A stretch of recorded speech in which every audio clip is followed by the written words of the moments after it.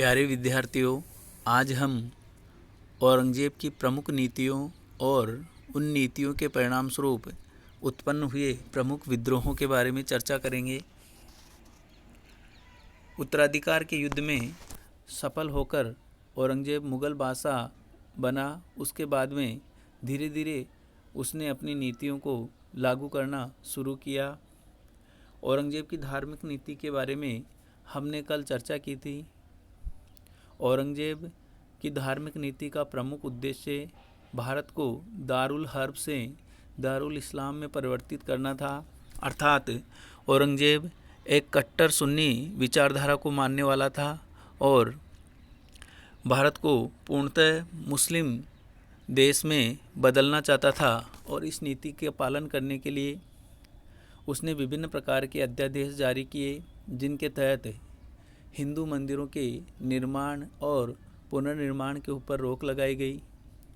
हिंदू मंदिरों को ध्वस्त किया गया, उनकी जगह मस्जिदें बनाई गई। साथ ही साथ मुस्लिम जनता के धार्मिक आचरण पर नज़र रखने हेतु मुहत्सिब नामक धार्मिक अधिकारी नियुक्त किए गए, जो न केवल मुस्लिम जनता के धार्मिक आचरण की निगरानी रखते थे, बल्कि विधर्मियों को मुस्लिम धर्म का निंदा करने पर दंड भी दिया करते थे। साथ ही साथ मुस्लिम धर्म स्वीकार करने हेतु भी अन्य धर्मों के लोगों को उकसाने के लिए कार्य किया गया। राज्य में इस्लाम धर्म या शरीयत के अनुसार पूर्णतः शराबबंदी या नशा उन्मूलन हेतु कार्य किया गया। साहित्य, संगीत आदि के ऊपर भी रोक लगा दी गई। इस प्रकार कट्टर धार्मिक नीति का औरंगज़ेब के द्वारा अवलंबन किया गया, जो बिल्कुल अकबर की धार्मिक सहिष्णुता की नीति से अलग थी। इसी प्रकार औरंगज़ेब के द्वारा राजपूत नीति का अवलंबन किया गया, जिसके तहत अकबर की सहिष्णुता की नीति को उलट दिया गया और औरंगज़ेब राजपूतों को शंका की दृष्टि से देखता था, क्योंकि उसकी धार्मिक नीति के मार्ग में सबसे बड़ी बाधा वो राजपूतों को ही समझता था। जबकि औरंगज़ेब से पहले राजपूत मुग़ल प्रशासन और साम्राज्य के प्रमुख आधार स्तंभ थे, परंतु चूंकि उत्तराधिकार के युद्ध में जयपुर या आमेर के शासक जय सिंह और मारवाड़ के शासक जसवंत सिंह ने दारा शिकोह का पक्ष लिया था, इस कारण से हालांकि बाद में वो औरंगज़ेब के पक्ष में हो गए थे, परंतु फिर भी औरंगज़ेब इनको शंका की दृष्टि से देखता था और जानबूझकर इन दोनों ही सेना नायकों को उसने कठिन सैनिक अभियानों में नियुक्त किया। और इसी के चलते आमेर के जयसिंह की मृत्यु दक्षिण में बुरहानपुर नामक स्थान पे हुई और मारवाड़ के शासक जसवंत सिंह को अफ़गानिस्तान अभियान हेतु भेजा गया और वहीं जामरूद नामक स्थान पर जसवंत सिंह की मृत्यु हो गई। जसवंत सिंह की मृत्यु के बाद औरंगज़ेब के द्वारा मारवाड़ को मुग़ल साम्राज्य में मिला लिया गया और उनके पुत्र अजीत सिंह को मरवाने का भी प्रयास किया गया और जब इसमें वो सफल नहीं हुआ, तब उसने अजीत सिंह के सामने धर्म परिवर्तन की शर्त रखी कि अगर अजीत सिंह मुस्लिम धर्म स्वीकार करता है तो मारवाड़ का राज्य उसको वापस लौटा दिया जाएगा। परंतु राठौड़ सेना नायक वीर दुर्गादास के नेतृत्व में मारवाड़ ने अपनी स्वतंत्रता के लिए संघर्ष किया और औरंगज़ेब की मृत्यु पर्यंत वो अपने राज्य को प्राप्त करने के लिए संघर्षरत रहे। इस प्रकार औरंगज़ेब के द्वारा राजपूतों के प्रति चली आ रही नीति में परिवर्तन करके राजपूतों को भी नाराज़ कर दिया और मुग़ल साम्राज्य के आधार स्तंभ को हिला दिया। इसी प्रकार औरंगज़ेब दक्षिणी भारत को भी जो कि एक अप्रत्यक्ष रूप से मुग़ल साम्राज्य में सम्मिलित था, उसको प्रत्यक्ष रूप से मुग़ल साम्राज्य में सम्मिलित करना चाहता था। साथ ही साथ चूँकि दक्षिणी राज्यों में अधिकांश मुस्लिम शिया मतावलंबी थे, शिया धर्म को मानते थे, जबकि औरंगज़ेब कट्टर सुन्नी मुस्लिम धर्म का अनुयायी था। इस कारण से भी औरंगज़ेब के द्वारा दक्षिणी भारत पर सैनिक अभियान किया गया और गोलकुंडा और बीजापुर को प्रत्यक्ष रूप से मुग़ल साम्राज्य में सम्मिलित कर लिया गया। बीजापुर 1686 ईस्वी और गोलकुंडा को 1687 ईस्वी में औरंगज़ेब के द्वारा मुग़ल राज्य में मिला लिया गया। साथ ही साथ दक्षिण की एक अन्य शक्ति मराठाओं को भी कुचलने का औरंगज़ेब के द्वारा प्रयास किया गया। हालांकि उसमें सफलता नहीं मिली, परंतु औरंगज़ेब की इस दक्षिण नीति के परिणाम स्वरूप औरंगज़ेब कई वर्षों तक दक्षिणी भारत में उलझा रहा और इससे मुग़ल राज्य की न केवल शक्ति अपितु बहुत पैसा भी बर्बाद हो गया। मुग़ल राजकोष रिक्त हो गया और अंत में इन्हीं दक्षिणी राज्यों से संघर्ष करते हुए औरंगज़ेब की मृत्यु हो गई। औरंगज़ेब की इन नीतियों के परिणाम स्वरूप भारत में अलग अलग जगह अलग अलग धर्मों के लोगों के द्वारा विद्रोह किए गए, जिसमें सर्वप्रथम जाटों के द्वारा विद्रोह किया गया।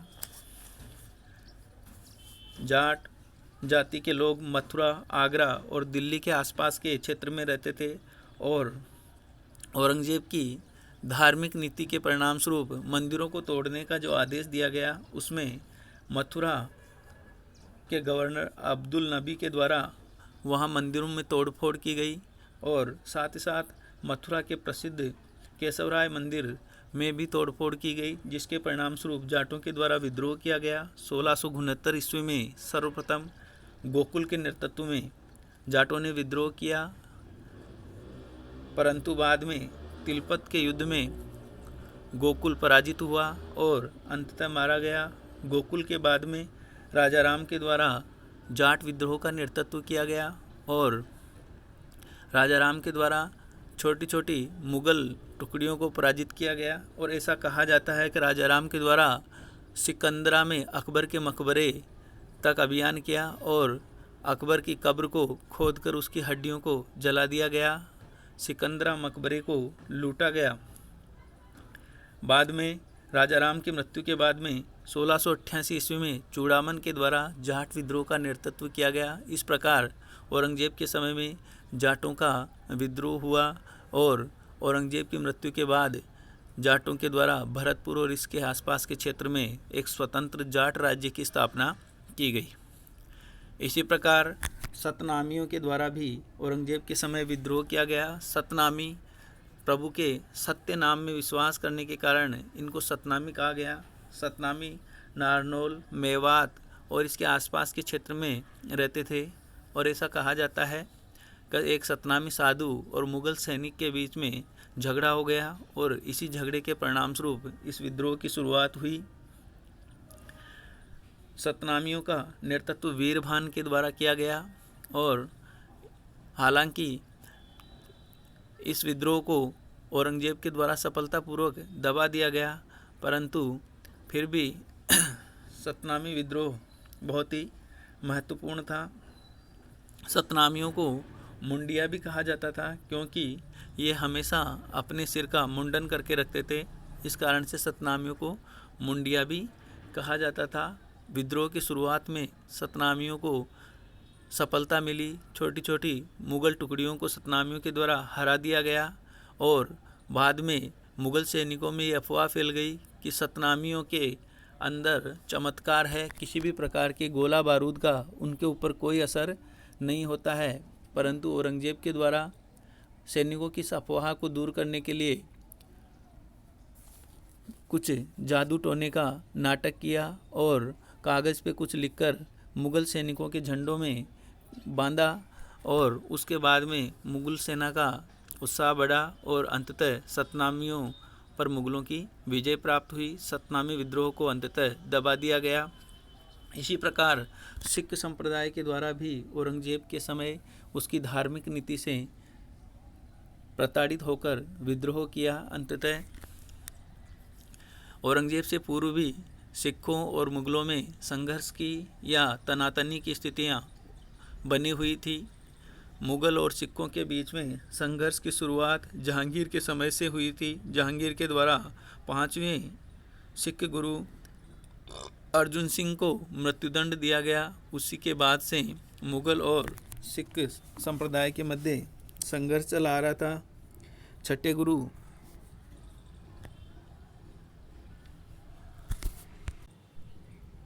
हरगोविंद और शाहजहां के संबंध भी तनावपूर्ण थे और इसी प्रकार औरंगजेब के समय 9वें सिख गुरु तेग बहादुर के द्वारा औरंगजेब की धार्मिक नीतियों की आलोचना की गई, उनके विरुद्ध प्रचार प्रसार किया गया, जिसके परिणाम स्वरूप औरंगजेब के द्वारा गुरु तेग बहादुर को बंदी बना लिया गया। बाद में उनको घोर यातनाएं दी गई और उनको इस्लाम धर्म ग्रहण करने के लिए दबाव दिया गया, परंतु अंततः गुरु ने अपनी मृत्यु का वर्ण किया, परंतु इस्लाम धर्म स्वीकार नहीं किया। गुरु का शीश धड़ से अलग कर दिया गया और जिस स्थान पर उनको मृत्युदंड दिया गया वहाँ पर आज गुरुद्वारा शीशगंज बना हुआ है, जो कि दिल्ली में स्थित है। इस प्रकार से औरंगजेब के द्वारा गुरु तेग बहादुर, जो कि सिखों के 9वें गुरु थे, को मृत्युदंड दिया गया। परिणाम स्वरूप सिखों के द्वारा विद्रोह किया गया।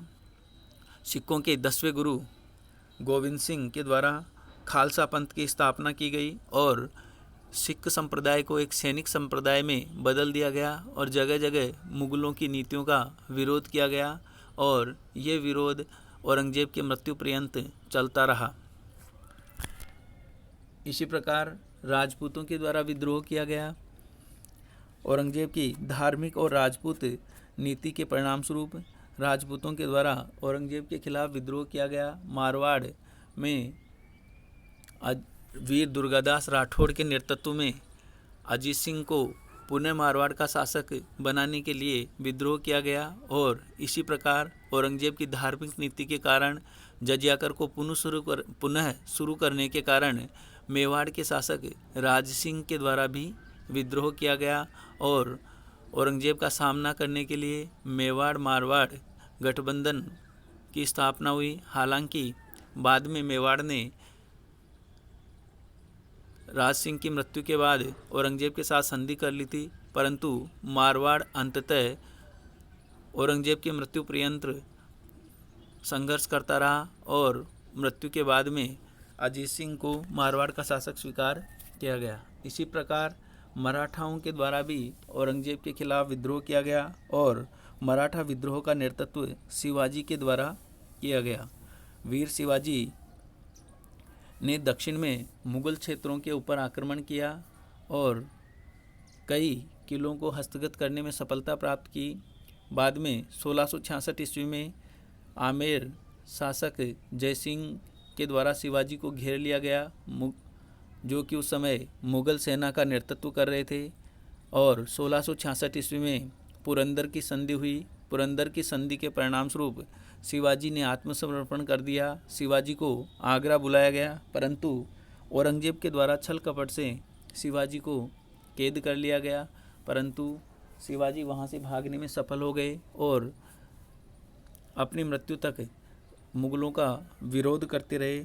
1680 में शिवाजी की मृत्यु के बाद शिवाजी के पुत्र संभाजी के द्वारा मराठों का नेतृत्व किया गया, परंतु 1689 ईस्वी में संभाजी मुगलों के द्वारा पकड़े गए और मारे गए। संभाजी के बाद राजाराम और राजाराम के बाद ताराबाई के द्वारा मराठा विद्रोह का नेतृत्व किया गया और औरंगजेब की मृत्यु तक मराठाओं ने मुगलों के प्रति विद्रोह किया और इस प्रकार औरंगजेब की धार्मिक नीति, उसकी राजपूत नीति और दक्षिण नीति के कारण संपूर्ण भारत में औरंगजेब के खिलाफ विद्रोह हुए और औरंगजेब अपने पूरे जीवन काल में इन्हीं विद्रोहों को दबाने में इधर से उधर भागता रहा।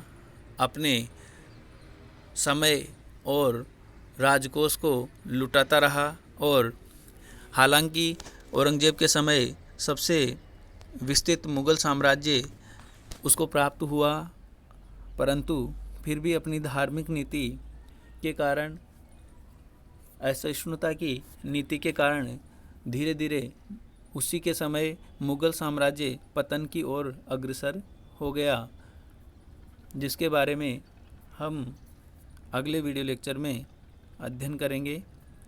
मुग़ल साम्राज्य के पतन के प्रमुख कारण कौन कौन से थे।